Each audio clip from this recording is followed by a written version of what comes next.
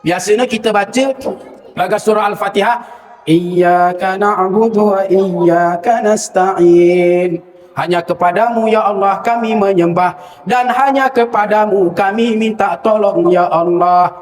Tapi lebar ganti na, Iyyaka na'budu wa dukun nasta'in. Kepadamu ya Allah kami menyembah, tapi kepada dukun kami minta tolong. Benih kambing kami dukun. Pak dukun, kambingku benih dia dapat dukun. Dah apa kira dapat dukun? Oh meleh dukun lepek. Anda mai sipin muat senda. Si muat senda ciri na ada handa ni na. Bagi semancung igung na. Kebetulan tetangga kita mancung igung na, curigai ni. Dari ofis yang fokus dakwah berita politik. Assalamualaikum warahmatullahi wabarakatuh.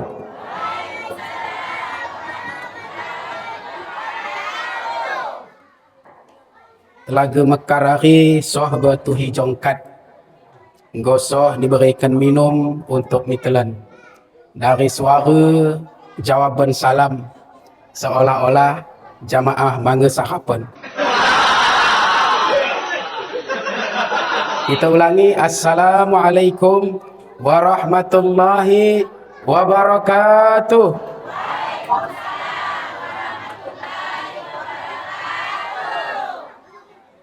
Kune kabar andu Bapak Ibu sehat? Go sarapan go. Badannya sehat. Kantongnya sehat. InsyaAllah sehat. Amin ya Rabbal. Alhamdulillah. Alhamdulillahillazi asra bi'abdihi laylan minal masjidil harami ilal masjidil aqsa. Wassalatu wassalamu ala sayyidina Muhammadin alladzi kanat hasanatuhu la tuhsa wa ala alihi wa ashabihi ahli sidqi wat tuqa. Pertama, kita memanjatkan puji dan syukur kehadirat Allah Subhanahu wa taala yang atas izin sida kita dapat sepuk pulung di rumah Allah yang mulia dah. Dalam rangka memperingati Isra dan Mi'raj Nabi besar Muhammad sallallahu alaihi wasallam. Mudah-mudahan acara kita dah mendapat rahmat dan berkah dari Allah Subhanahu wa taala. Dan mudah-mudahan kita senantiasa meningkatkan ketakwaan kita terhadap Allah Subhanahu wa taala sehingga acara anda hanya sekedar kita peringati tapi tidak kita dalankan.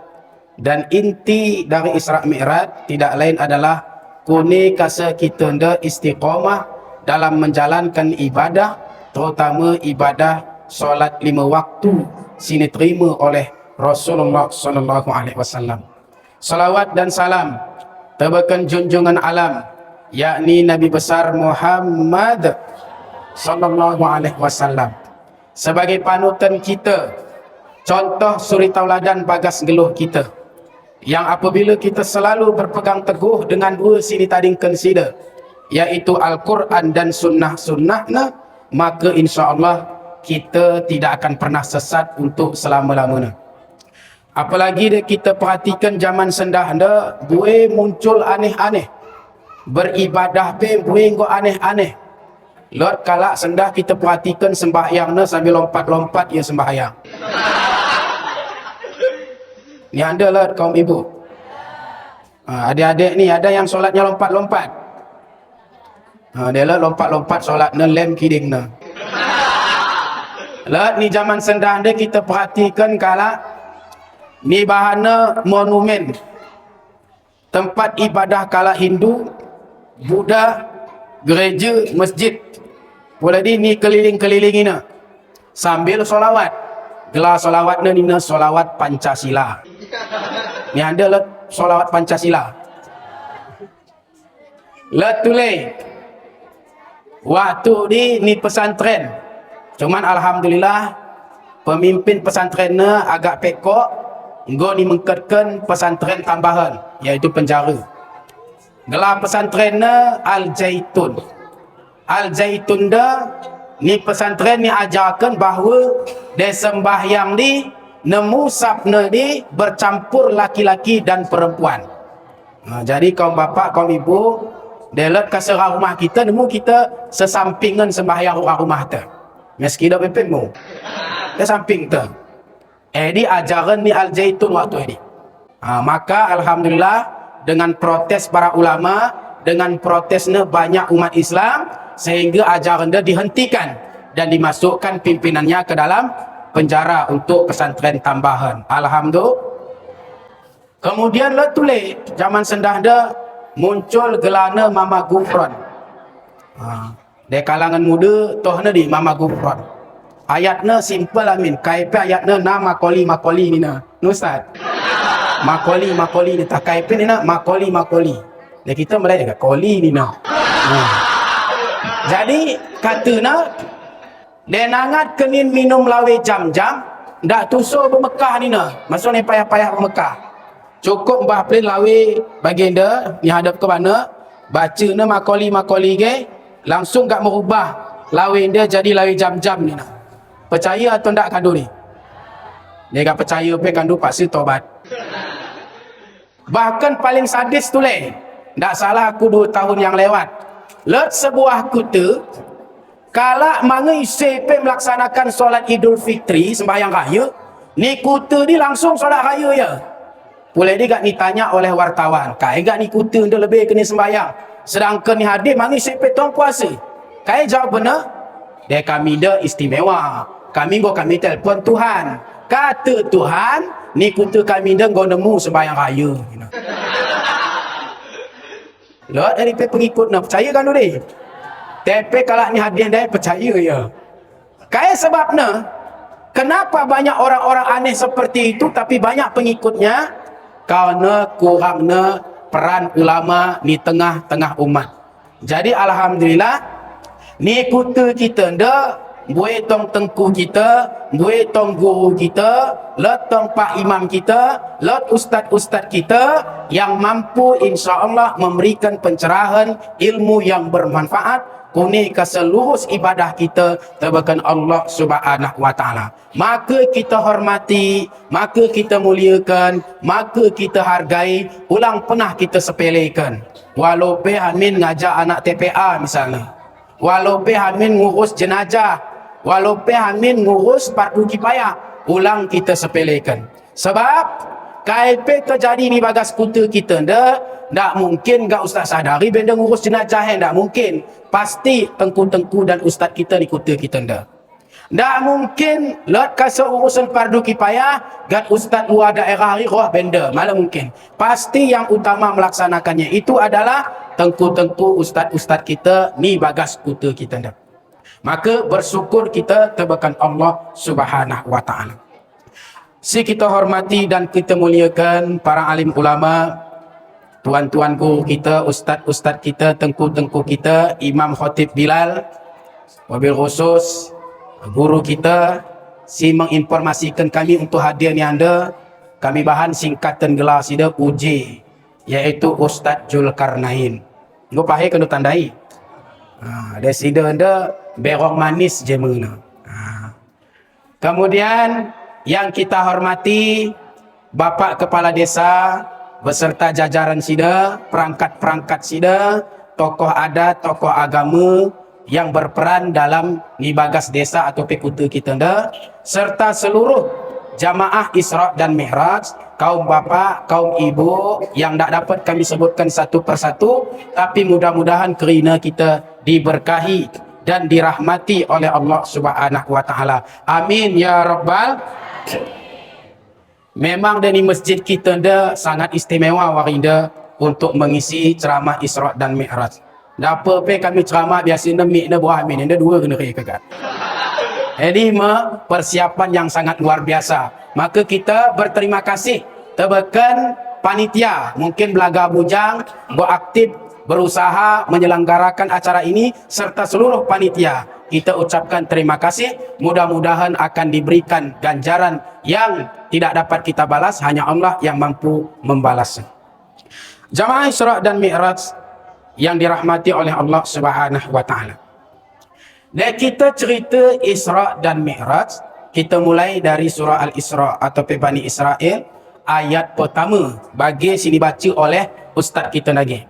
Subhanallazi asra bi'abdihi lailan minal masjidil harami ilal masjidil aqsa. Maha suci Allah yang telah memperjalankan hambanya pada suatu malam dari Masjidil Haram di Mekah ke Masjidil Aqsa di Palestina, kemudian naik lagi Mi'raj, langit pertama, kedua, tiga dan seterusnya hingga sampai ke Aras dan bertemu dengan Allah Subhanahu wa taala, kemudian kembali lagi ke kota Mekah, tidak mencapai waktunya hanya dengan waktu singkat, tidak lebih hanya dengan sepertiga malam. Perjalanan jauh, tapi hanya memakan waktu sepertiga malam. Jadi dekat kita memahami Isra Mi'raj hamil menggunakan akal kita kadang-kadang sulit.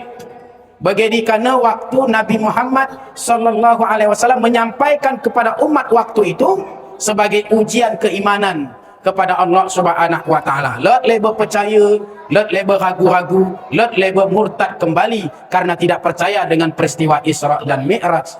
Kenapa? Karena sangat mustahil menurut akal logika kita dari Mekah ke Palestina, naik ke langit pertama, dua, tiga dan seterusnya, bertemu dengan Allah Subhanahu wa taala, kembali lagi ke kota Mekah, hanya memakan waktu sepertiga malam. Malah mungkin katakanlah logikanya sebenarnya ibaratnya kami dari Telaga Mekar ge laut bertuhi jongkatnya, mungkin lebih kurang makan waktu sekitar setengah jam. Kemudian ngisi ceramah nan handa mungkin hampir jam 11 atau setengah 12. Kemudian balik mungkin go hampir luhur baru ndas rumah tule. Kepesa bagas pedalanan ge lot pokis jinto yang di kantong kami. Kemudian boleh di luar ya tule ni Telaga Mekar kas nandage gantungkan baju luar ya gak cerita ya ru imbang-imbang na. Wahai teman-temanku semut-semut ni na. Kenintohkin aku baru balik dari Tuhi Jongkat jam 3 kau berangkat lagi jam sekitar jam setengah 8 terus balik bendeng kau setengah 12. Menurut logika imbang tu malah mungkin. Apa mungkin? Badanmu cut, langkahmu pe citok hamin, malet balap. Apa mungkin kat setengah 12 das kau tulis benda?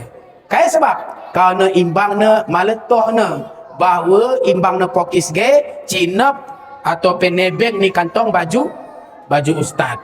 Begini makale orang yang tidak menggunakan iman kepada Allah Subhanahu wa taala malah percaya tebakan Isra dan Mi'raj.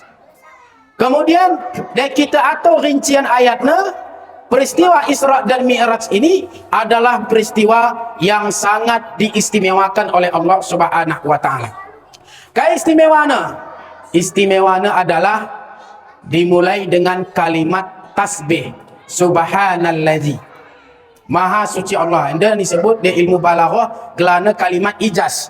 Let makna tersirat ni hadi sehingga kalimat asli ini sebenarnya adalah subhanallahillazi, maha suci Allah. Kenapa Allah Subhanahu wa taala menggunakan kalimat tasbih? Karena peristiwa Isra dan Mi'raj adalah peristiwa yang sangat luar biasa. Raya peristiwa-peristiwa diceritakan oleh Allah dalam Al-Quran. Allah menceritakan bagaimana dahsyatnya Fir'aun dan segala bala tentaranya ditenggelamkan di Laut Merah. Peristiwa itu sangat dahsyat, peristiwa itu peristiwa hebat, tapi Allah ceritakannya tidak menggunakan kalimat tasbih.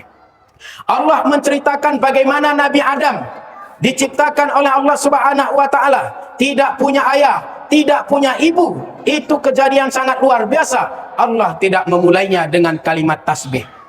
Bagaimana Allah menceritakan dalam Al-Quran, Nabi Ibrahim alaihissalam dibakar di kobaran api yang sangat luar biasa panas membara. Namun Nabi Ibrahim alaihissalam tidak terbakar sedikit pun, rambutnya pun tidak tersentuh oleh api. Bahkan Nabi Adam dibagas kobaran api, hoyuk gat kepanasan, hoyuk gat hangat kap sida, malah kebogohan di tengah-tengah api kobaran sini siapkan oleh Raja Namrud.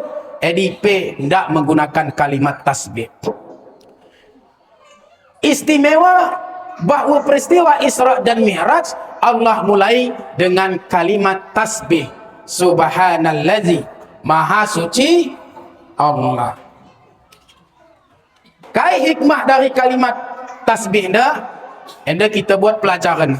Yang pertama adalah ni bagas Islam, ni bagas agama kita macam-macam model ibadah. Lot level ibadah di modal nembelin dan berat untuk melaksanakan disebut dengan ibadah haji atau umrah. Jadi pasti kita menggunakan biaya besar dan badan kita harus kuat dan sehat supaya kita bisa melaksanakan ibadah haji dan umrah dengan lancar. Level ibadah anda modalnya ringan tapi berat. Apa itu? Melaksanakan ibadah puasa di bulan suci Ramadan. Modalnya ringan, amin. Paling modal utamanya adalah niat. Ya, soal makan sahur itu sunnah. Niat kuat dan kemudian badan sehat untuk melaksanakan ibadah puasa. Sebenarnya bagas puasa sim berat hoyuk nahan hausna, hoyuk menahan laparna. Tetapi sebenarnya paling berat adalah bagaimana kita bisa mengendalikan hawa nafsu kita. Kadang-kadang Pak, Bu, kita melaksanakan ibadah puasa, kita tahan melohir ni. Tahan kita melohir. Tahan kita ndak minum. Tahan kita nahan tetapi mengas mak tahan kita. Citok boleh kesalahan kalak mengas kita kan. Atau pen ceritai kalak mak tahan ke. Lewat situ kalak nan baju baru goe di kenceroan te. Lewat kalak tahan nuko kulkas nan goe di keceritanan kita. Mak tahan kita. Maka sebenarnya ibadah puasa bukan hanya sekedar menahan haus dan lapar, tapi mengendalikan hawa nafsu. Mata kita puasakan ulang ngatu yang diharamkan oleh Allah. Cuping kita puasakan kasa ulang kita megekan gosip cerita-cerita ndak majlis. Babah kita puasakan kasa kita membaca Al-Quran, mengucapkan kalimat-kalimat yang baik, bukan mengucapkan yang buruk-buruk. Tangan kita puasakan ulang sempat kita muatkan hak kalak lain. Kiding kita puasakan ulang sempat melangkah ke tempat yang dimurkai oleh Allah Subhanahu wa taala. Jadi puasa modalnya ringan tapi berat untuk melaksanakannya. Kemudian ada ibadah itu modalnya ringan dan mudah untuk melaksanakannya. Disebut dengan kalimatut thayyibah, yaitu kalimat-kalimat yang baik yang diajarkan dalam Islam. Kita misalnya jumpa teman kita mengucapkan salam, Assalamualaikum. Ringan tapi berpahala. Misalnya kita terkejut, Astaghfirullah. Misalnya kita lihat sesuatu yang indah, majlis kita indah, Subhanallah. Kemudian kita kagum dengan sesuatu yang kita lihat, Masya Allah. Kemudian kita misalnya mendengarkan kabar musibah, innalillah. Cepantu astaghfirullah. Jadi kita biasakan, maka berpahala dan nilainya berat timbangannya di akhirat kelak ketika kita menghadapi pengadilan Allah Subhanahu wa taala. Jadi ucapkan yang baik-baik Pak, Bu. Ulang kita latah. Cepantu situ kasa tah kai-kai kita ucapkan. Ayusmu ini. Ulang begini, cepantuk situ, aduh manuku, lagi di ucapkan yang baik-baik. Sebab kaya si kita biasakan, edi mepagi si kita ucapkan ketika kita sakaratul maut. Ucapkan yang baik-baik. Kaya salah misalnya sambil masak kandu solawat. Salatullah salamullah ala toha rasulillah. Salatullah salamullah ala yasin habibillah. Si kandu tasa ipe tasa, kandu pe dapat pahala. Ngayun anak kaya salah no solawat.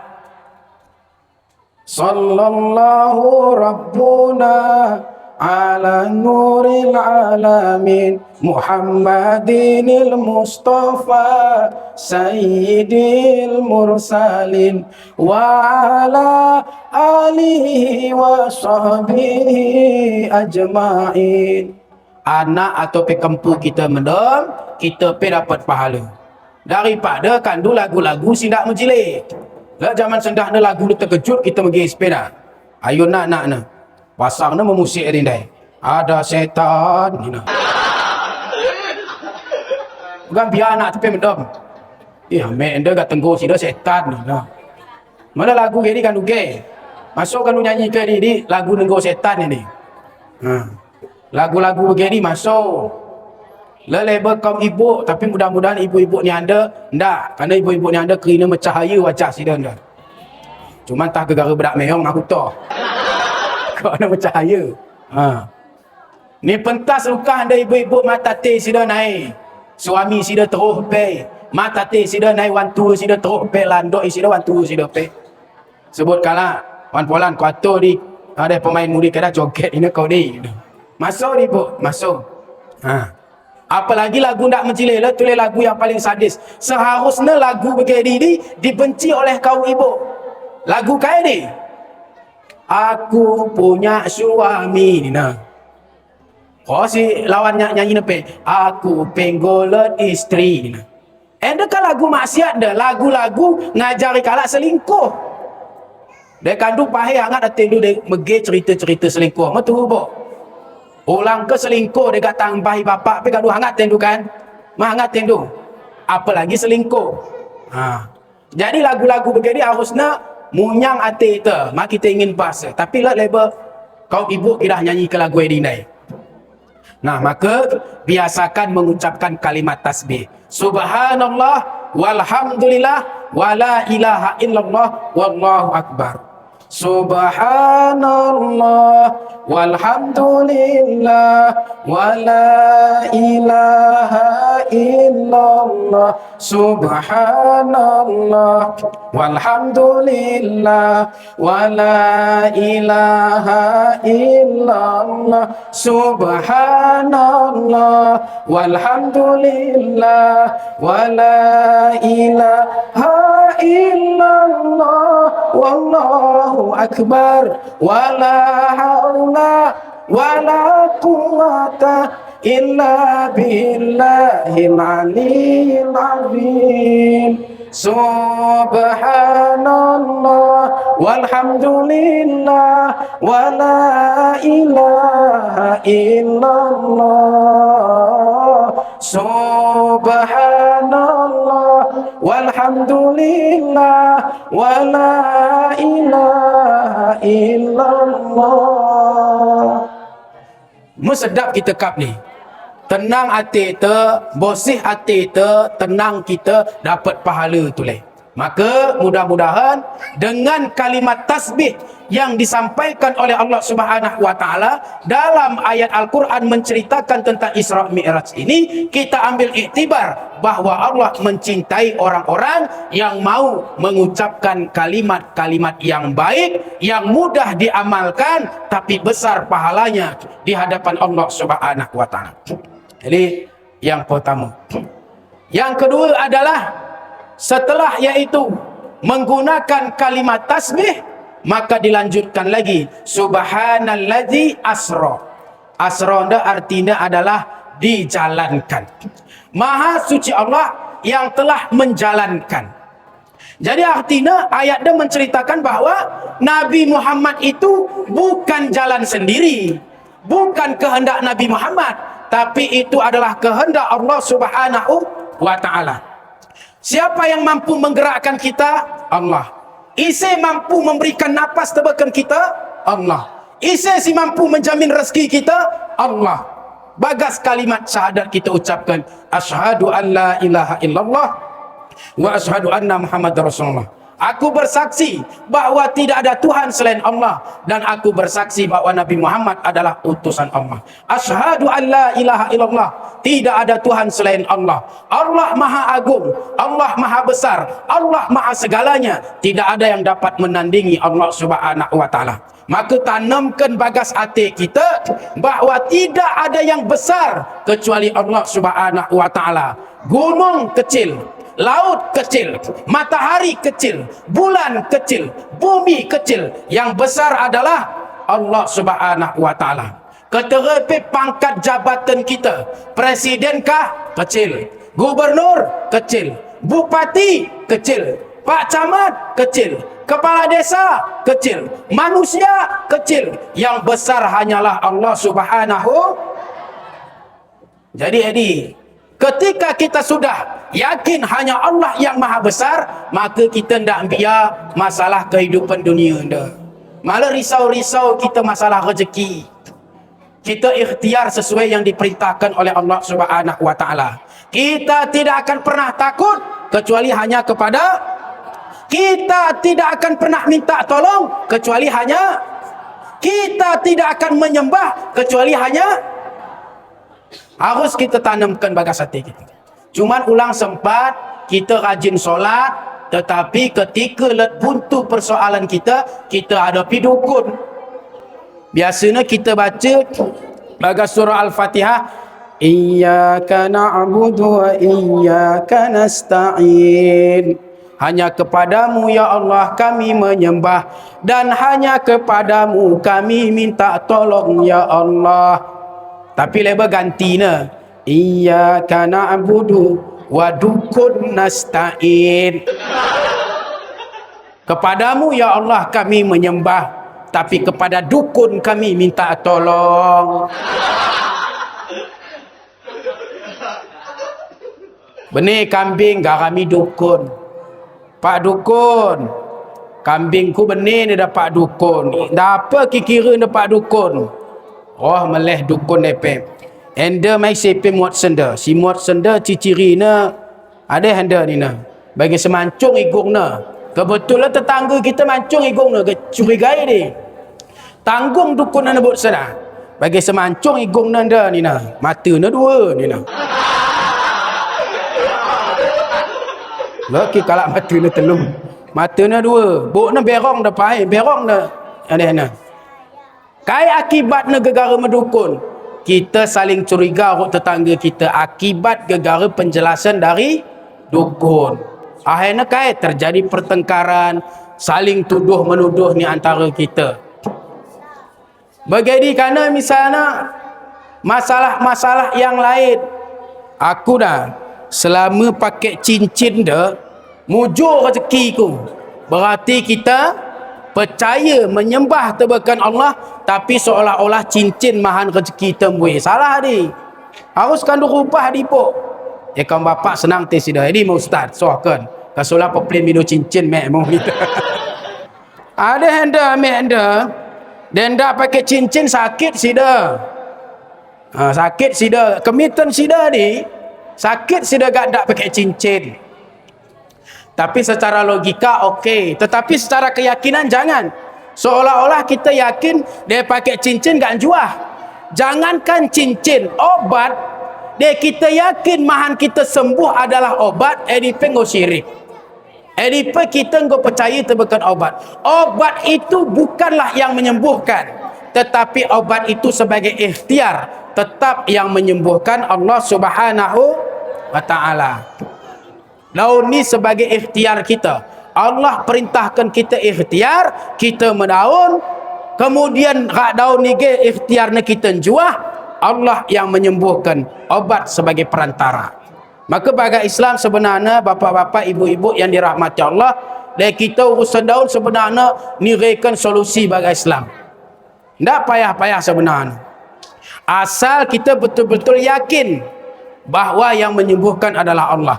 Dengan segelas air ini pun sebagai perantara, insya-Allah atas izin Allah kita bisa sembuh. Kandu bacakan surah Al-Fatihah sebanyak 3 kali, kemudian kandu tiupkan dan berdoa tebakan Allah, ya Allah, sesungguhnya lawenda malet kaipen murai kena aku. Sesungguhnya lawenda malet mampu mahan aku juah ya Allah. Sesungguhnya lawenda malet kaipen faedahna kecuali jika engkau izinkan ya Allah. Maka kami bermohon tebakan kandu ya Allah, dengan air yang kami bacakan surah Al-Fatihah ini, sembuhkanlah penyakitku ya Allah. Gak kita minum, kita praktekkan gak cara minum nabu. Agenda cara na. Bismillah.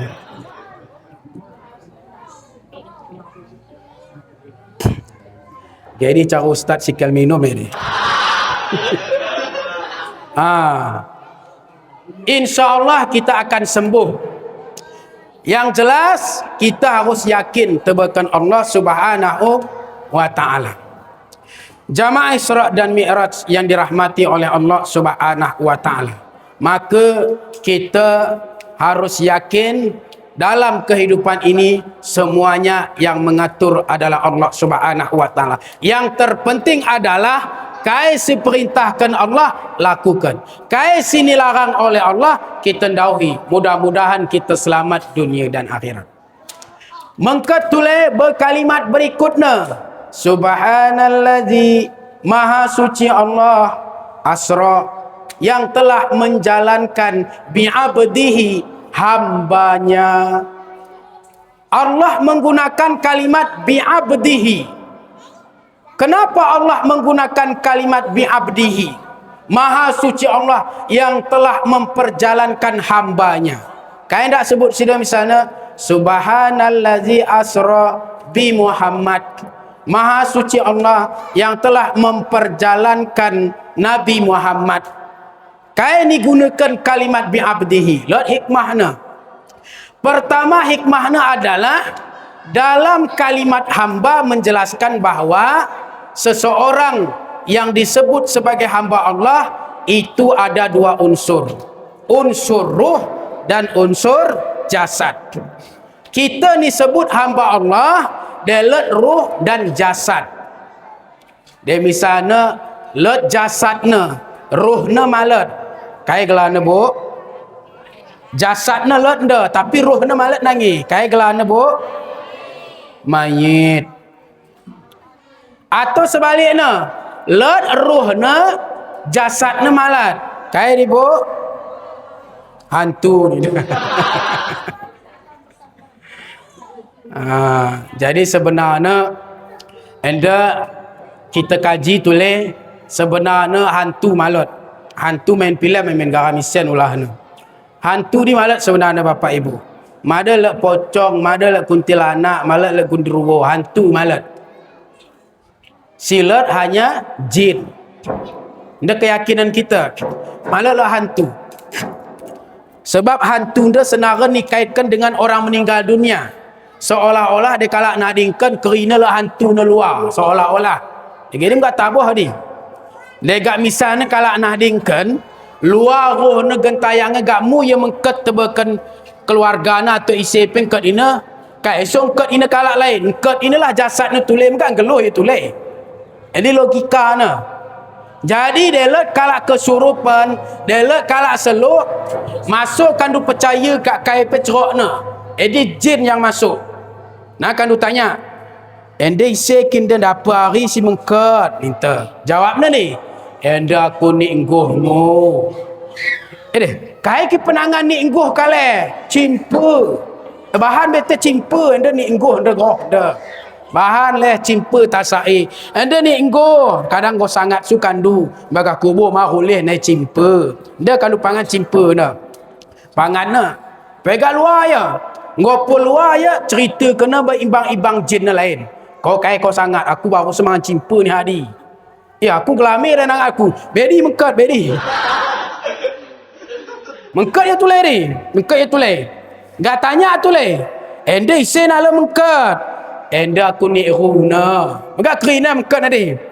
Kai kepenangan ni lepat. Wah, lepat. Reka tulai luar ya. Cerita ya tulis antri kat jin ni, antri kat ya. Aku tulis. Aku nangak aku mah manuk labah anda ni nah. Mengkat. Ende saya tulis si mengkat. Ende aku bambu nanda ni nah. Kayak ki penangan bambu. Ada handa masak telur. Manuk laba. Bahan. Dia akan turuti model begini senari mengket. Betul nak? Cuba kandu perhati ke kai. Dia kalau selok, dia kandu turuti keinginannya, pasti akan selalu dia masuk. Jadi ulang kandu percaya, malah lah ni itu mengkat bedi. Malah lah ni engguh kita gak mu mengkat bedi. Dia gak ni engguh kita gak nemu yang mengkat bedi, kai so mengkat ina kalah. Mengkat inilah jasad gak geluh itu leh. Jadi yang masuk itu adalah jin. Jin kafir, jin yang jahat.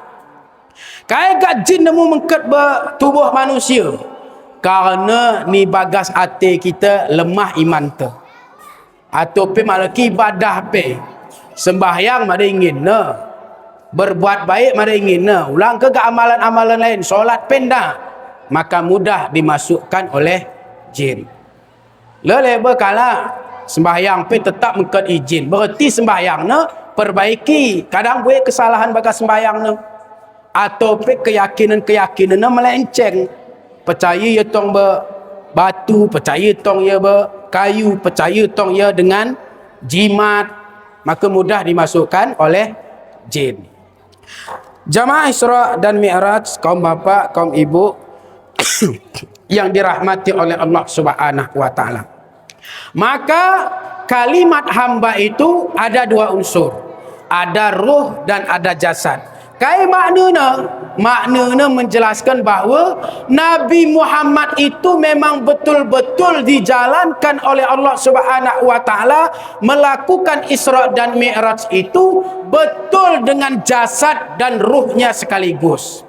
Jadi harus kita pahami. Karena buih sendah mungkin paham-paham yang lain katanya Nabi Muhammad Isra Mi'raj itu hanya ruhnya saja, jasadnya enggak ikut. Dibantah ni bagas Quran dah bi'abdihi, bahwa Nabi Muhammad itu dijalankan oleh Allah Subhanahu wa taala betul dengan jasad dan ruhnya sekaligus. Malat masuk akal, memang akal manusia kita kedepankan, tetapi itu adalah kehendak Allah Subhanahu wa taala. Denggo Allah berkehendak, tidak ada yang mustahil. Denggo Allah berkehendak, tidak ada yang tidak mungkin. Kerana mudah bagi Allah Subhanahu wa taala. Dia cerok gayu ni lah pepatah ni kayak kini ni. Ikat Tuhan berkehendak, koro rawan pe nguk beranak ni. Denggo Allah berkehendak, kau bogoh pe mu beranak kan. Denggo Allah yang berkehendak. Contoh lagi, jika Allah sudah berkehendak, maka tidak masuk akal pun akan terjadi. Kayak contohnya Nabi Adam. Nabi Adam alaihissalam, dia menurut logika manusia, let uakna, let mekna, baru let anakna. Tapi Nabi Adam tidak punya ayah, tidak punya ibu, tapi diciptakan oleh Allah Subhanahu wa taala. Let tulis Siti Maryam, ibunda daripada Nabi Isa alaihissalam. Malah lelaki na. Tapi dia mampu mengandung Nabi Isa. Mangala lelaki na waktu ini. Belum dia menikah, tidak ada suami. Sampai-sampai ditiupkan ruh oleh Allah Subhanahu wa taala ke dalam rahim Siti Maryam itu, mengandung tanpa suami. Jadi denggo Allah berkehendak. Cuma zaman sendah dia main ngina kalah aku Siti Maryam leba. Buih kana nak aku sendah pe, malah melaki. Lot ya pe. Kai Siti Maryam model baru ni ya pe. Jadi itu jika Allah berkehendak. Kemudian logika kita, de api menghangat. Hangat api ni. De kita tutung pasti mesem. Tetapi menurut Allah api itu netral. Tergantung bagaimana kehendak Allah. Kalau panas, kata Allah, panas dia. Kalau dingin, dingin dia. Apa contohnya? Kisah Nabi Ibrahim alaihissalam dibakar oleh Raja Namrud, tetapi tidak selai rambut pun terbakar Nabi Ibrahim alaihissalam. Kata Allah, hai api, dinginlah engkau, jangan engkau bakar sedikit pun kulit bahkan rambut Nabi Ibrahim alaihissalam, sehingga Nabi Ibrahim tidak terbakar. Ulang salah amal. Kita dah lukah meguru salah amal. Kai salah amal na. Ya kai kin ayat Quran si ceritakan Nabi Ibrahim gak ditutung malak meseng. Gak kandu baca ayat edige, dan kita baca ndak meseng bahana. Cuba kandu test. Dan kandu baca ayat Quran menceritakan kisah Nabi Ibrahim itu, kandu baca dengan khusyuk, dengan sungguh, gak kandu tutung diri lu, insya-Allah meseng. Meseng pahih. Kai sebab karena apa yang kita inginkan belum tentu diinginkan oleh Allah. Ini hanya bergantung kehendak Allah Subhanahu wa taala. Maka kita harus yakin bahwa Allah yang mengatur kehidupan kita. Maka disebut adalah asra. Nabi Muhammad itu dijalankan oleh Allah Subhanahu wa taala. Lanjut lagi. Setelah dijelaskan, diperjalankan oleh Allah Subhanahu wa taala bi'abdihi, dengan ruh dan jasad, maka hikmah berikutnya adalah Allah telah mengakui bahwa Nabi Muhammad itu adalah betul-betul hamba Allah. Jadi pangkat yang paling mulia di hadapan Allah, hamba Allah. Ya presiden. Dia presiden pe dendak ya hamba Allah malak mulia. Gad tentera, gad polisi, gad gubernur, gad presiden, dendak ia menjadi hamba Allah, dia tidak akan mulia di hadapan Allah Subhanahu wa taala. Maka gupuhlah titel yang enda, titel yang betul-betul dimuliakan oleh Allah. Titel apa? Hamba Allah Subhanahu wa taala. Nabi Muhammad telah diakui sebagai hamba Allah Subhanahu wa taala. Pertanyaannya, kita ndak hamba Allah atau ndak, Bu? Hamba Allah ndak kita? Kaum bapa kita ndak hamba Allah atau ndak? Isai ngatakan kita hamba Allah, kita. Dan kita gelana mengaku. Dia mengaku belum tentu diakui, tapi mudah-mudahan diakui oleh Allah kita pe sebagai hamba Allah Subhanahu wa taala. Nabi Muhammad langsung diakui sebagai hamba Allah. Kayak sebab diakui sebagai hamba Allah karena Rasulullah itu hamba Allah bukan hanya sekedar ucapan. Dan kita nembuira kita kadang ngaku, aku hamba Allah, tapi perbuatannya hamba setan. Aku hamba Allah, tapi perbuatannya hamba harta. Aku hamba Allah, tapi perasaannya macam. Dia istilah guru kita Uj Ustaz Zulkarnain, perasaan kita bagi tutuh laya ni dah. Mula gini, hamba Allah ni nah, tapi perasaan bagi tutuh laya. Tapi Rasulullah tidak hanya ucapan, memang betul hamba Allah. Mana buktinya? Rasulullah sebelum melakukan Isra dan Mi'raj itu telah diberikan cobaan, ujian, rintangan yang sangat luar biasa oleh Allah Subhanahu wa taala. Nabi Muhammad berdakwah itu kadang-kadang diludahi. Kadang-kadang beliau berdakwah dicaci maki. Kadang-kadang beliau berdakwah dilempar dengan kotoran onta. Bahkan ketika beliau hijrah ke negeri Taif, dilempar sampai bajunya berdarah-darah. Sampai malaikat Jibril datang tebakan Nabi Muhammad sallallahu alaihi wasallam. Wahai Nabi Muhammad, malah senang aku ngirasa, kata malaikat Jibril, engkau yang dimuliakan oleh Allah, engkau begitu baik, engkau mengajak umat kepada kembali ke jalan Allah agar kelak selamat dunia dan akhirat. Tapi kau diperlakukan dengan zalim. Ni keboi kalak ni hingga berdarah bajumu. Sebut Muhammad, gunung mana yang kau inginkan akan aku angkat, kata malaikat Jibril, akan aku timpakan kepada orang yang melemparmu, wahai Nabi Muhammad. Kayak kata Nabi Muhammad, masuk malaikat Jibril. Jadi memuliakan akhlak sida. Dan kita mendak. Kau kebok aku kau pergi kebok ni tegak jadi. Kau sakit dia, aku sakit ni kau. Dia kau caci, aku caci kau pe. Mungkin dia. Tapi Nabi Muhammad enggak. ni tawarkan. Dia sempat kita bagi roh malaikat Jibril. Kebawa kala kita dah mendarah takal tu. Roh malaikat Jibril, polan. Kuning, angkat delong ni. Angkat terus ni takkan ni. Angkat terus tak apa ke bedih. Jadi dah kita. Tapi Nabi Muhammad tak masuk, kata Nabi Muhammad sallallahu alaihi wasallam. Tapi mereka sudah kurang ajar ya Rasulullah. Mudah-mudahan pagi anaknya akan beriman tawakan Allah Subhanahu wa taala. Dia anaknya pagi kafir guna ni. Mudah-mudahan kempuna pagi akan beriman tawakan Allah Subhanahu wa taala. Kempuna kafir pagi mudah-mudahan buyutnya pagi akan beriman tawakan Allah. Malat petop dalam hidayah yang dicapai oleh Rasulullah sallallahu alaihi wasallam. Tapi terbukti kan sendak negeri Taif banyak muslim-muslim yang begitu kuat beriman kepada Allah Subhanahu wa taala. Nah, jadi bahawa Rasulullah sallallahu alaihi wasallam diuji, dicoba, diberikan berbagai macam rintangan, tetap istiqomah menjadi hamba Allah. Letule, suatu hari datanglah Abu Lahab dan Abu Jahal jumpaina Nabi Muhammad. Wahai Muhammad, kau nu sebenarnya kain atim. Sebab mereka berdakwah dah habis pengikut kami.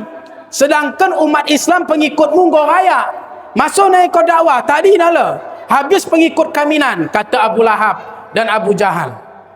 Kain atimmu Muhammad sebut pelin. Dia nangat kau retu, kuih kau retu. Jadi kalau bayar kau gat. Dia nangat kau pangkat, jadi raja kami angkat kau gat. Dia nangat kau misalnya dia baru paling menjelek kami pilihkan untukmu. Yang penting ulang kau naik dakwah. Kayak kata Nabi Muhammad, tidak tergiur sama sekali. Beliau tidak tergiur dengan tawaran harta, tidak tergiur dengan tawaran pangkat jabatan, tidak tergiur dengan yaitu godaan wanita. Beliau tetap istiqomah untuk menjalankan dakwah, menyampaikan kepada umat. Main sida. Kami nepek di dah. Tengku-tengku ustaz-ustaz nepek di godaan ni. Kadang-kadang digoda dengan harta. Lelai bertengku pe. Tapi tengku kita ndak insya-Allah. Lelai ber oknum-oknum tengku pe. Malah tahan roh retu. Wah misalnya ada hanakan. Kalak-kalak meresen ni. Ustaz, anda kaikin hukumnya. Haram. Lah begini dah ustaz. Kami rei bagi nendu nahan. Wete makro ni nana. Makro ni nana. Mendak tahan ni. Ya ulah gak makro dah ustaz. Lempang ke sitok dalan kami. Wete ku kami ayat nenan halal. Te buah koper ke galasen. Berarti malah tahan. Nah. Lelebar nak cerita kami waktu pesantren dia. Ngelapor me santri na. Ustaz, ustaz. Anak tu main judi adik. Astaghfirullah ni. Tapi menang dah ustaz. Alhamdulillah. Jadi pun dah suruh ni. Kepesa dia kalah, ngatin. Dia menang dah kai. Tapi mudah-mudahan tengku kita, ustaz kita ni anda kerana istiqomah, tidak tergiur dengan tawaran-tawaran dunia. Nah, apa lagi setelah itu digoda lagi. Yang dia peteh. Kata Abu Lahab, Abu Jahal, Abu Lahab, Abu Jahal. Dan tak kengin harta, dan tak kengin jabatan, dan tak kengin wanita. Kita sepakat pelin toleransi. Kata toleransi na. Dekau pagi ibadah bermasjid sembahyang, kami perut. Kata Abu Lahab, Abu Jahal, kami perut sembahyang, kami ikuti. Kai si kau ajar ke. Tapi giliran kami pagi bertempat ibadah, let patung, let berhala. Kendin perut ni nak. Kasa kita toleransi. Enda turun ayat surah Al-Kafirun. Sehingga dibacakan oleh Rasulullah di penghujung ayatnya. Lakum dinukum. Dibacakan sila. Lakum dinukum waliyadin. Agamamu untukmu. Agama kami, agama kami. Dekandu dalankan agama kepercayaan tu silahkan. Kami dalankan agama kami, ulang ni larang, ulang ni ganggu-ganggu. Kendin tak kami ganggu kata Rasulullah, kami ulang ni ganggu. Lakum dinukum. Enda toleransi yang benar bagi Islam. Toleransi bagi Islam, oh ya berarti kita ikut-ikutan wakalak di. Ucapkan bagi ucapan ulang, ikuti bagi cara nak ulang, kita rayakan bagi raya kena ulang. Kita let go kerana kaedah-kaedah spiritual kita, ibadah kita tebakan Allah Subhanahu wa taala. Dia kalau dipe ibadah ulang diganggu. Kan tak pernah diganggu. Lakin kutu dia gak ganggu kalau non muslim. Ketika hari Minggu lah gereja misalnya lah. Lega misalnya kalau lewat misalnya non muslim gak kita teriak tangkap kafir itu. Mendak. Tangkap no kafir no manga senati itu. Mendak. Itulah toleransi dalam Islam. Mereka jangan diganggu, berikan keamanan, dan kita pun jangan diganggu, jangan yaitu diutak-atik pelajaran agama kita. Jamaah Isra dan Mi'raj yang dirahmati oleh Allah Subhanahu wa taala. Kita nda so jam 3 kinda bo. Dan dekah sukin dah. Kaum bapa ndak dekah su. Lanjut tulis. Kita lanjutkan. Maka itulah setelah itu direncanakan oleh Abu Lahab, Abu Jahal waktu ini punai kasa Nabi Muhammad dia dibunuh. Tengok, ni tawarkan harta ndak ingin sida. Ni tawarkan jabatan main ingin sida, kai petawarkan main ingin sida. Toleransi bagi nate kalau dipe main ingin sida. Lakum dinukum waliyadin. Engkau kata kalau di, malah dalam lain untuk mencegah Muhammad dia kata kalau ni kita bunuh belilah Muhammad. Maka itulah disebut dengan peristiwa hijrah dari kota Mekah ke kota Madinah, karena pada malam harinya itu Nabi Muhammad ingin dibunuh oleh kafir Quraisy, sehingga diperintahkan Allah untuk hijrah dari kota Mekah ke kota Madinah. Bukan karena takut, tetapi untuk mengumpulkan kekuatan, sehingga setelah ada kekuatan balik ke kota Mekah, maka kota Mekah itu bisa ditaklukkan, sehingga yang percaya dengan Islam menjalankannya dengan baik, yang tidak percaya pun diberikan keamanan, jaminan aman oleh Rasulullah sallallahu alaihi wasallam. Kaum bapa, kaum ibu yang dirahmati oleh Allah Subhanahu wa taala. Banyak ujian cobaan yang dilalui oleh Rasulullah. Bahkan menjelang Isra Mi'raj itu Allah panggil orang-orang yang dicintai oleh Rasulullah. Allah panggil yaitu isteri beliau, Sayyidatul Khadijah. Sayyidatul Khadijah atau Siti Khadijah ninta, ini adalah istri yang sangat dicintai oleh Rasulullah sallallahu alaihi wasallam. Sebab karena beliau adalah orang yang betul-betul mendukung dakwah Rasulullah. Siti Khadijah dia adalah orang yang paling kaya di kota Mekah waktu itu. Waya hatuna, ia paling banyak pada waktu ini. Tetapi harta daripada Siti Khadijah itu habis digunakan untuk perjalanan perjuangan dakwah Rasulullah sallallahu alaihi wasallam. Kaum ibu siap jadi Siti Khadijah? Siap kandu jadi Siti Khadijah? Le cincin du bu le. Ada le cincin du daya kenari ke bapa anda. Anda suamiku, kata ustaz gay, harus aku perjuangkan, harus aku dukung perjuangan tu. Anda bang, kudayakan cincin dia untuk usaha tu lah. Ya aku akan ucap ya me bapak dan dah. Nabi Muhammad sallallahu alaihi wasallam ketika beliau menerima wahyu pertama di Gua Hira, beliau menerima wahyu pertama belum pernah bertemu dengan malaikat Jibril. Dan kita jumpa kala yang tidak pernah kita temui, apalagi sosoknya yang asli langsung dilihat oleh Rasulullah sallallahu alaihi wasallam, tentu kita biar, pasti kita akan gemetar. Begitu yang dialami oleh Rasulullah. Buru-buru Rasulullah pulang ke rumah dengan wajah takut, dengan penuh kegelisahan. Siti Khadijah isteri beliau langsung turun tangan memeluk yaitu Nabi Muhammad, kemudian diberikan selimut untuk menenangkan Nabi Muhammad. Kata Siti Khadijah, wahai suamiku yang tercinta, gat begedim biana kandu, isekin gupuh kandu, isekin ingin mencelakakan kandu. Demi Allah, kata Siti Khadijah dia seandainya kalau gupuh-gupuh kandu ingin membunuh du, maka akulah yang pertama akan menghadangnya. Aku persiapkan nyawaku untuk menghadangnya, untuk menghalangi orang yang ingin mencelakakan kamu, ya Rasulullah. Jadi dah bersuami. Kandu lah jadi bo. Wayah ka bapak ne balik membahan ne, gupuh kala kan boleh hutang. So rumah lah kandu sebut gini, tenang kandu wahai suamiku. Ende let mas kuna daya kegat mayang hutang. Let. Biar aku ndak jadi. Kandu pe pepelimahan hutang jadi let ni.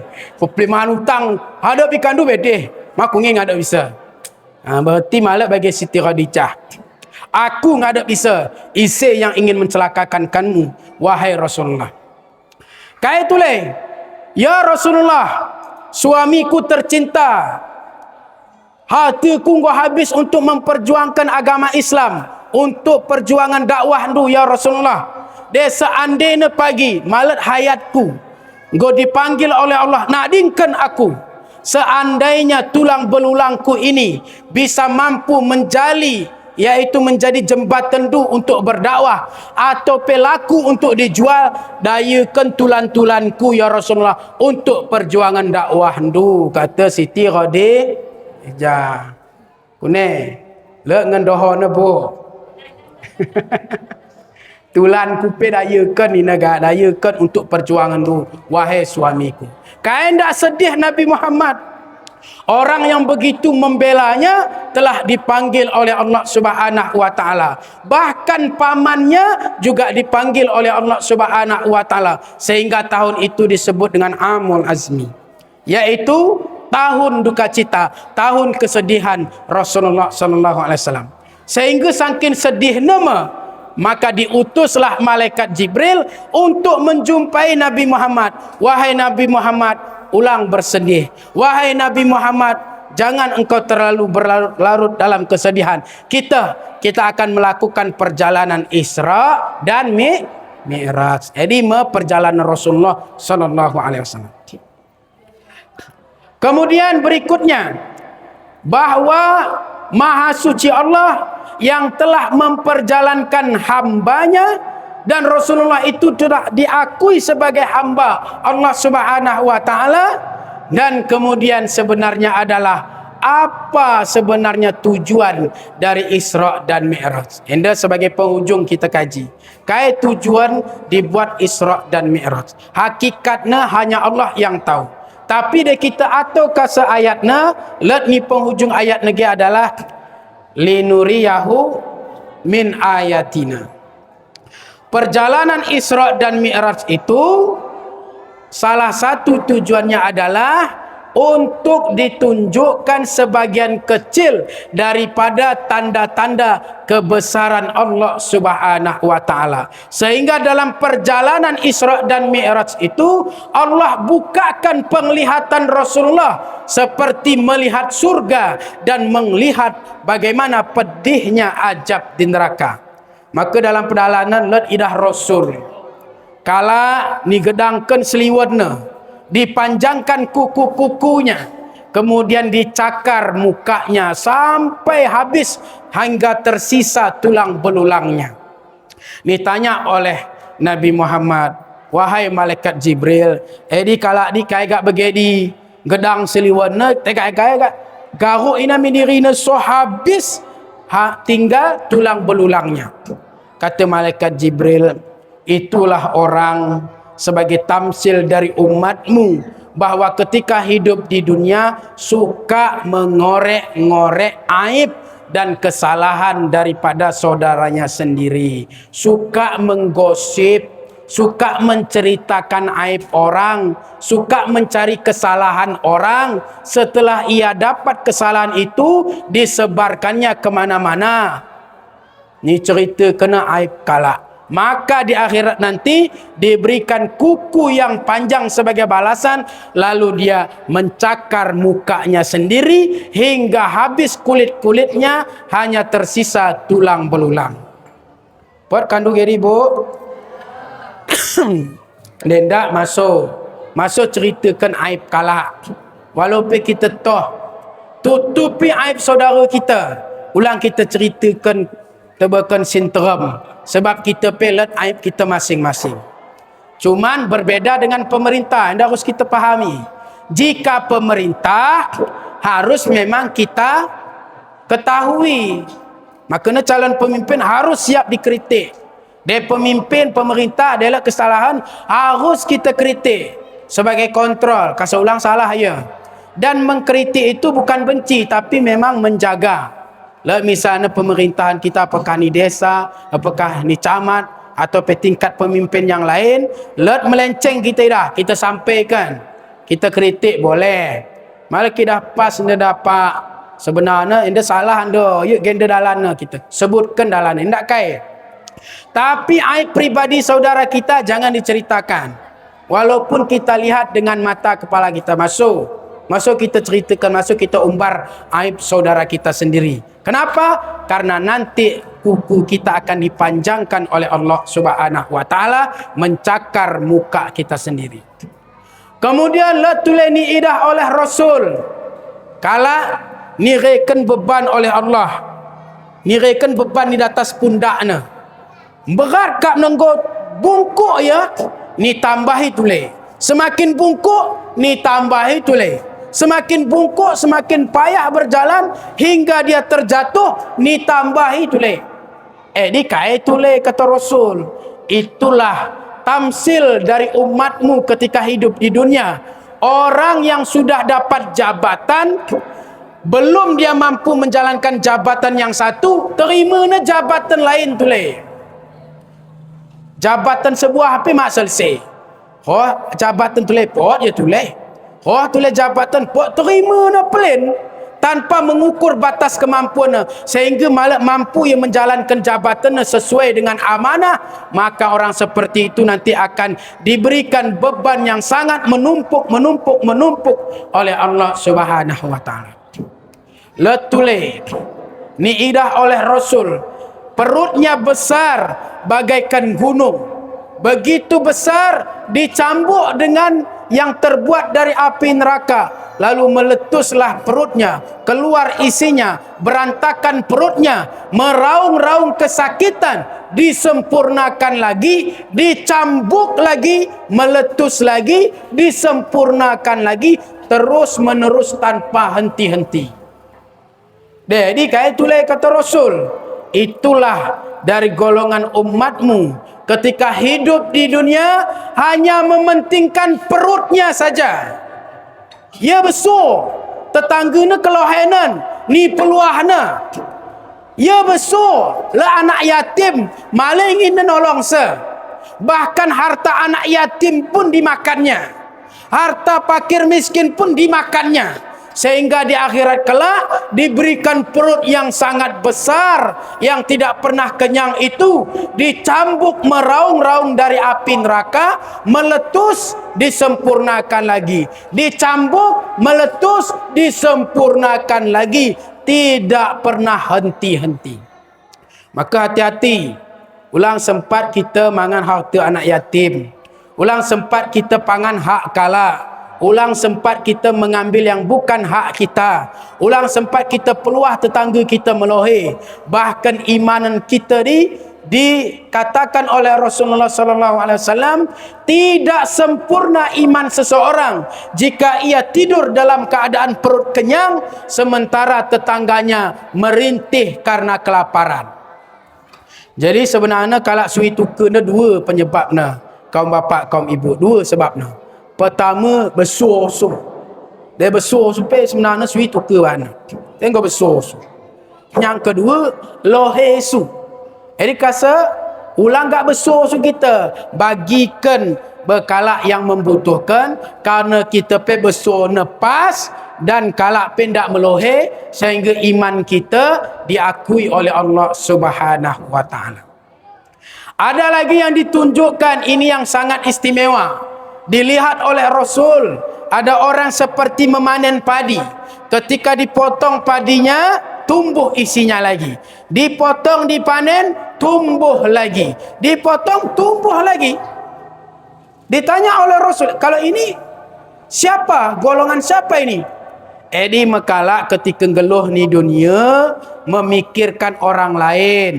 Delak rezeki nak bantu na pembangunan masjid, ni santuni na anak yatim piatu, ni kena kalak bantuan tebakan orang yang betul-betul membutuhkan bantuan. Dia tidak hanya menumpuk-numpuk hartanya untuk 7 keturunan, tapi disalurkan kepada orang yang benar-benar membutuhkan bantuan, sehingga di akhirat kelak Allah memberikan balasan yang berlipat ganda, sehingga dia mendapatkan keuntungan yang sangat luar biasa, bahagia dari dunia sampai akhirat. Dan mau ikuti model begini, kita ikuti. Kemudian setelah itu diberikan gambaran oleh Allah Subhanahu wa taala, singkatnya bertemu dengan Allah, lalu Allah berikanlah hadiah. Apa hadiahnya? Yaitu solat 5 waktu. Enda inti dari Isra Mi'raj bahwa perjalanan Rasulullah itu untuk menjemput perintah solat 5 waktu. Ibadah haji diperintahkan Allah, tapi tidak langsung dijemput. Ibadah puasa diperintahkan Allah, tapi tidak dijemput. Ibadah-ibadah yang lain diperintahkan Allah itu, tapi tidak dijemput. Khusus solat 5 waktu harus Nabi Muhammad menjemput langsung di hadapan Allah Subhanahu wa taala.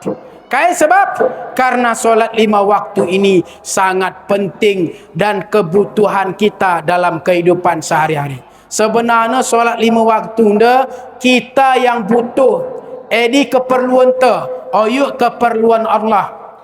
Dekat sebuah kutu mak buah pe kalau sembahyang, malah rugi Allah. Masuk sembahyang kita buah pe, malah rugi Allah. Si rugi kita. Dek kita sembahyang si meruntung kita. Meruntung ni kita, yang rugi pun kita. Maka jangan pernah tinggalkan solat 5 waktu. Memang nak solat 5 waktu. Solat 5 waktu ini sudah dijanjikan oleh Allah. Aqimus solah, inna solata tanha anil fahsya'i wal munkar. Dirikanlah solat, sesungguhnya solat itu dapat mencegah perbuatan keji dan mungkar. Denggo kita sembahyang, let pelajaran kita dapat. Pelajaran ketika kita sujud, kepala yang sangat kita muliakan ini sama, yaitu rendahnya dengan telapak kaki kita. Padahal takal kita kita muliakan, kita agungkan. Dan kita menggurau teman kita, popoknya tangan kita, mak masalah. Popoknya tundun kita, bagas menggurau, mak masalah. Tapi dengan popok kalau takal kita, ini akan jadi masalah.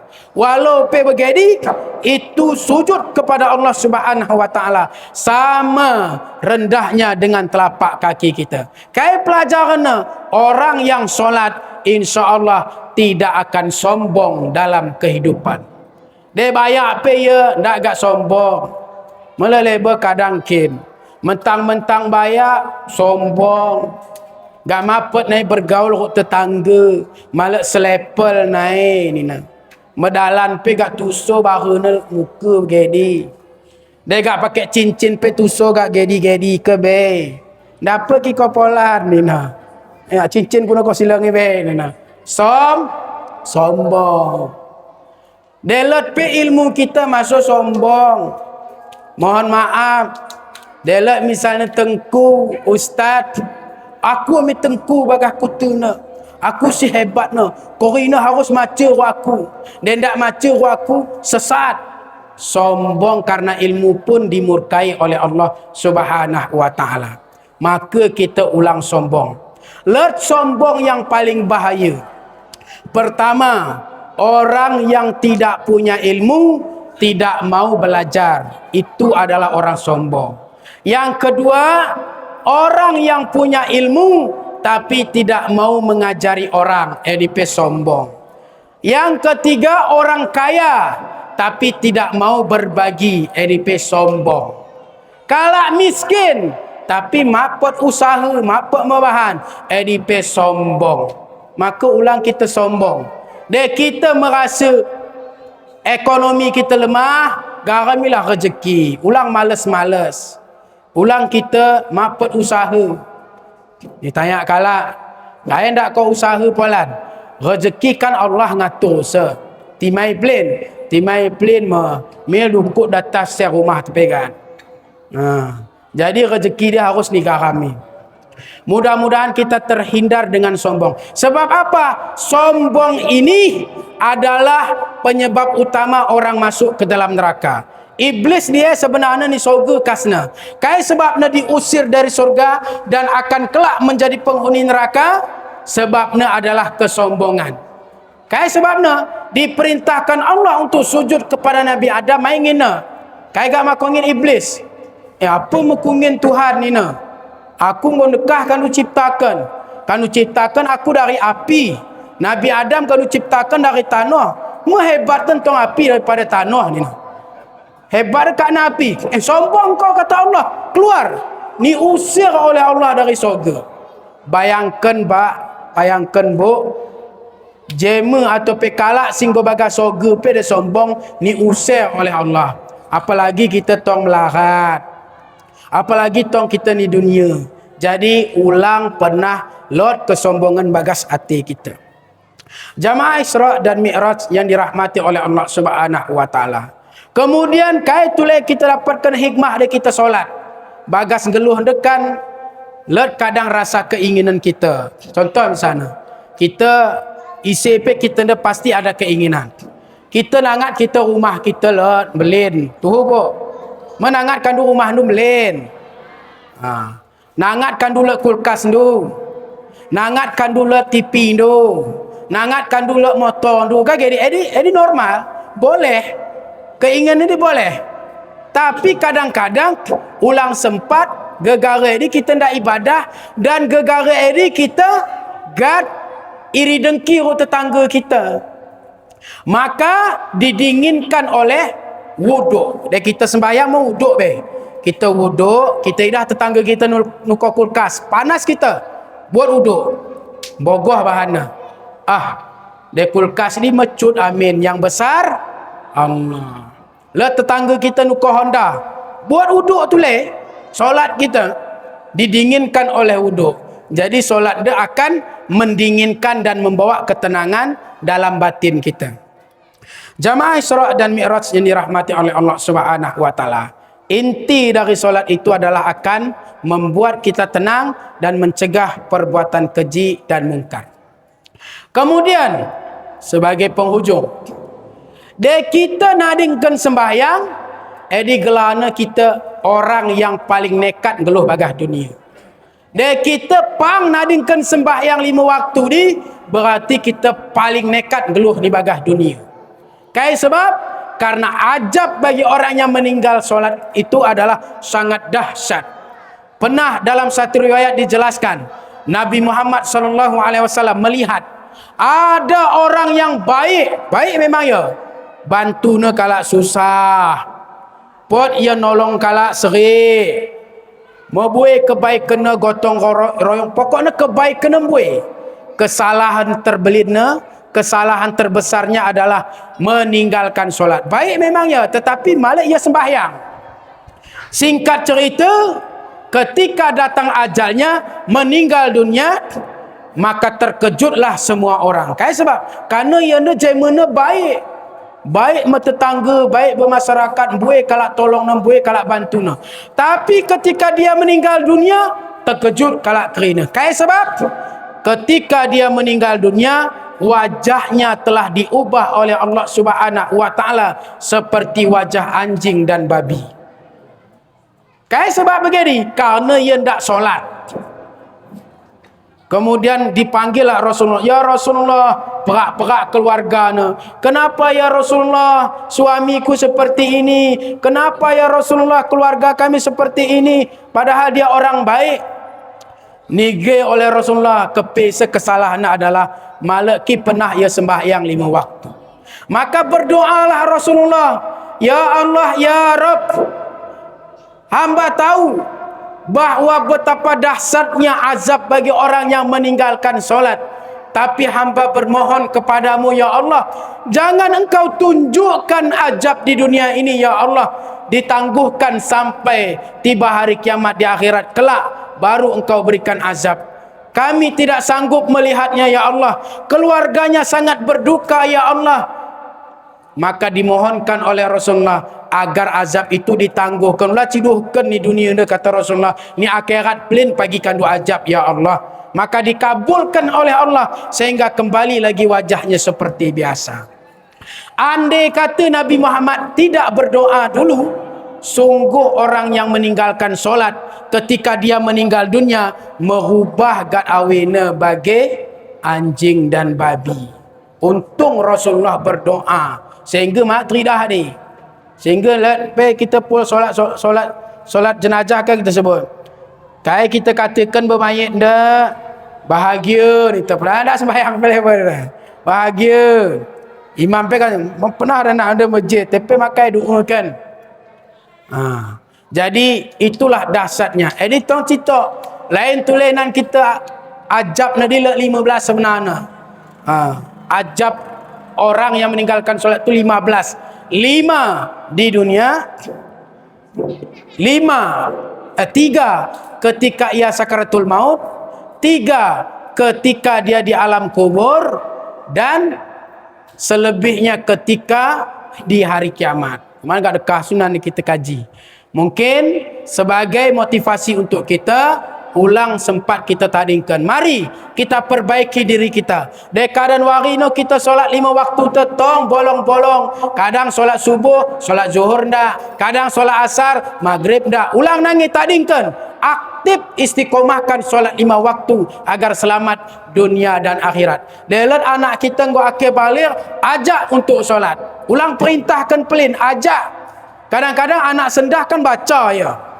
Sembayang kau bedeh nak aku. Apa mau kandupin dah sembahyang ni nak. Makanya jangan diperintahkan anak untuk solat, tetapi diajak. Kita sembahyang nak aku ke masjid. Kita nak aku kita maca. Kita nak aku kita ibadah. Kita nak aku kita diajak. Oh ya ni perintahkan sebab anak sendah baca ya. Kita perintahkan ya sembahyang main gina. Kandupin dah sembahyang oh. Metuan tong kandu dah ni. Jadi diajak untuk solat 5 waktu.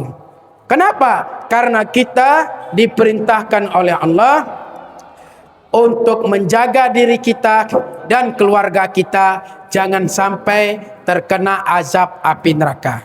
Mudah-mudahan Isra dan Mi'raj dapat menjadi iktibar tebakan kita untuk istiqomah menjalankan solat 5 waktu, terlebih-lebih anda sikal bulan Ramadan. Mari kita persiapkan diri kita, persiapkan kesehatan kita, kita jaga kesehatan kita siapkan untuk sedekah infak kita dan lain sebagainya, kita siapkan untuk memperbanyak ibadah tebakan Allah sehingga kelak kita dipanggil oleh Allah dalam keadaan husnul khatimah, dalam keadaan yang diridhoi oleh Allah, karena dengan ridha Allah kelak kita akan bisa mudah masuk ke dalam surganya Allah Subhanahu wa taala. Sekian dan terima kasih. Mohon maaf atas segala kekurangan. Billahi taufik wal hidayah wa ridha wal inayah. Wassalamualaikum warahmatullahi wabarakatuh.